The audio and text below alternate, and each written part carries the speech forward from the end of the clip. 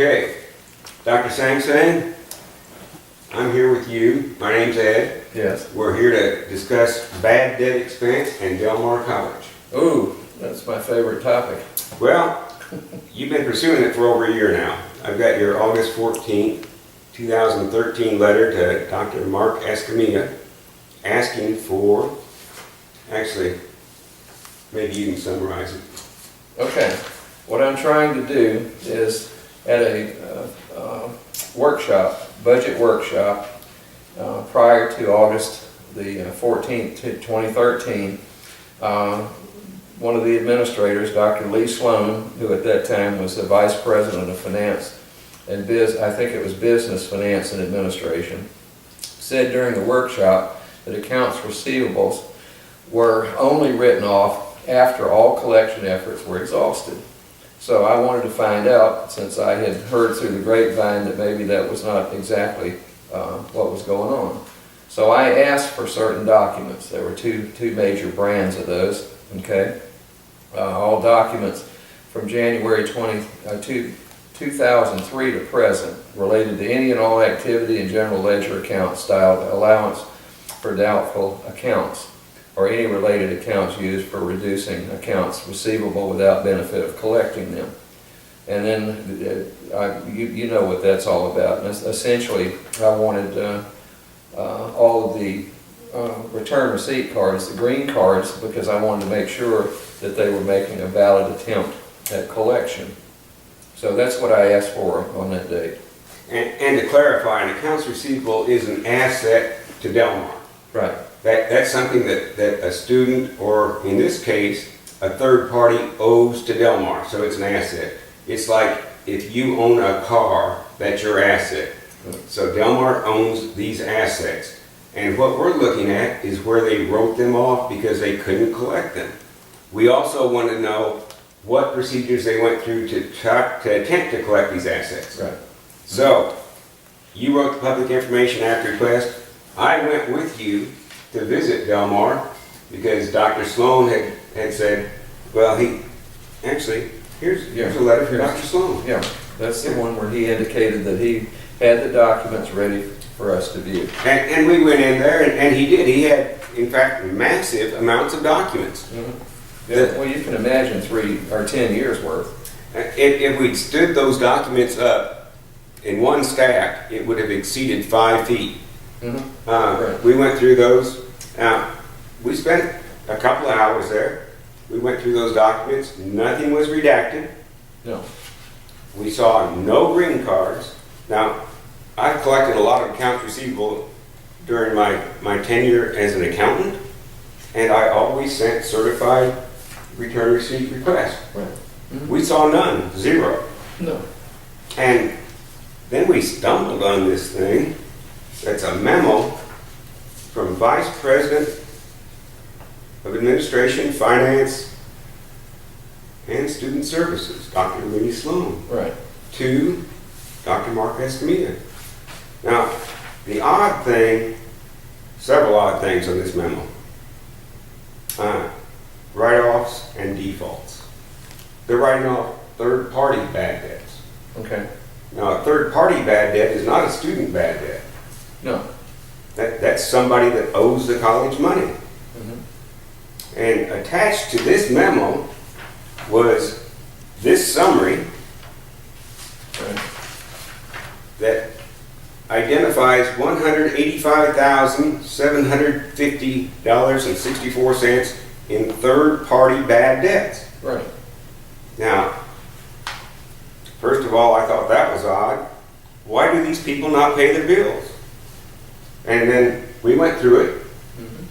and you picked out Texas A M Kingsville, Right. $54,267.29. That's correct. Aren't they solvent? Well, you know, I mean, taxpayers ought to be be shook up a little bit about them not paying a debt like that off. And how do they incur it? That's what is more curious about it. Oh, that's the second largest. Right. Well, the first was the Coastal Bend Council of Governments. I assume that's it. It says Council of Government, and it doesn't say Coastal Bend Council of Government, but who else around here would would do that. There wasn't enough room on that particular line to write in the Coastal Bend Council of Governments. And that's $89,073.50. Yes, sir. That's a lot of money. I don't remember any green cards attached to that either. No, there were no letters I saw no correspondence whatsoever. This is, and I didn't see anything in Kingsville either. As far as a request or, certified return receipt, or why do you not want to pay your debt? I don't recall seeing any lawsuits either. No. And then I'll just interject, the third one was the early graduation scholarship. Now, I'm not so sure that I've been able to track that down, but that was another $13,609.25. So with all of these, from Verizon, I assume that's the phone company, to the Army Continuing Education, CCAD, the Christus Spahn Hospital, Corpus Christi State School, and all the rest of this, the Department of Human Services, Driscoll Children's Hospital was almost $2,000. The total was $185,750.64. Now, Dr. Sloan wrote the memo to Dr. Mark Escamilla, That's correct. getting authorization to write this debt off as uncollectible. Yes. One thing I found very, very interesting about the memo is I'm also submitting for your review and recommendation to write off third-party and other accounts receivable balances from 2008 and prior. Now, the next sentence is confusing to me. Right. These accounts have previously been expensed. How could that be? These are assets. How could they previously have been expensed? Right. And then it says all other collection efforts have been exhausted. Right. That would include sending green cards, filing lawsuits. We found no evidence of that. No, none whatsoever. And I specifically asked for that. Any certification, any verification that that the accounts were the people were asked to pay their bills. This is terribly confusing to me. So what I did, here's your documents. What I did under your guidance was wrote a Public Information Act request to Kingsville, Texas A M. Right. Said, well, I'd already written them a letter and they didn't see fit to correspond to me, Right. nor did the Council of Government. So I did a PIA. Okay. Got a response. Well, they assigned you a number first and said they were going to look at it. I think that was on one date, and then 4 days later, you can read what they sent you back. That is correct. Here's my Public Information Act request. Okay. And the final email said, after a thorough search, we found no documents associated with your request. Well, hold it. We've got a document here writing off debt, which is an asset, that says it was Kingsville, Texas A M Kingsville. Now, yes, it's very clear. Kingsville said no documents. I wonder who it is. I'll guarantee it's $54,000 to somebody. Right. The question is, who is it? Well, you're the accountant. I couldn't answer that one yet. But something smells bad. Something smells real bad. And I wonder how involved the Board of Regents has been with this, because these are significant numbers. Well, I think our board generally, has erred at times by taking what certain administrators tell them. I mean, it's not a very curious board. They don't have any financial person on there except maybe the president or chair, whatever they call it. I won't mention his name. He's a bank vice president around here. But he's not a CPA. No, I don't think he's CPA. You know, when I walk into that administrative building, there's a sign that says internal auditor, and it points down the hall. Mm-hmm. But there is no internal auditor. No. And hasn't been one for a long time. No, and the Southern Association of Schools and Colleges said that they needed one. And I think the state does too. Based on what I see, they really need one badly. Oh, yeah. It's definitely a problem. So I do think that the top administrator over there needs to jump all over this and find out what in the world's going on. going to send out a Public Information Act request early next week to Mark Escamilla, requesting all the documentation of what the board saw and approved on these third-party bad debts Right. of over $180,000. Right. Well, just earlier this week, we both sat there and had the CFO tell us that next month they're going to have the internal audit done. Or the internal audit. It's going to come up for discussion. Yeah. Yeah, we'll see. Well, and they better start discussing big time.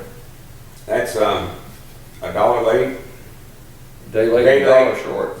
Day late, $180-some thousand short. Yeah. Well, what bothered me, Ed, was that, you know, for the life of me, I guess if we added up all the student debt and what we've got here, aren't we led to understand with some bits and pieces, we're looking at about $1 million, possibly, maybe more? Over the term of the college, yes, it exceeds $1 million of bad debt. Yeah. Apparently, it's real easy to get a loan and real easy not to pay. Right. Well, what they do is they, you know, as all those letters indicated, they send a letter to the student. It's not certified return receipt. You know, it's forever stamp on the mail, I guess, or whatever they get as a thing. And it says, if you don't pay us back, then we will never provide you with transcripts. And apparently that's a pretty substantial threat because they don't pay them back. Well, the thing is, you know, if I go over there and run $3,000, $4,000, $5,000, $6,000 debt and go spend it on something other than classes and bookwork, that's a significant amount of money. And I don't need transcripts. I can go to another school and say, I've never been to Del Mar. There's no way to check that out. You can just go over to, you know, A M Kingsville or UT or Harvard, whatever you want to do. They're not going to check it out. So it's a sad situation, and it needs to be addressed extensively by this administration and that board. That's my suggestion, because you know, that could be a real impact if this goes to the state or comptroller's office or something. It's going to the state controller because I've already got a case number for that. Okay. All right. My concern now is that Del Mar wrote off $54,000 to Kingsville. Kingsville doesn't have any documentation of it. Right. Something's wrong. Yeah. We don't know what it is, but something is terribly wrong. Right.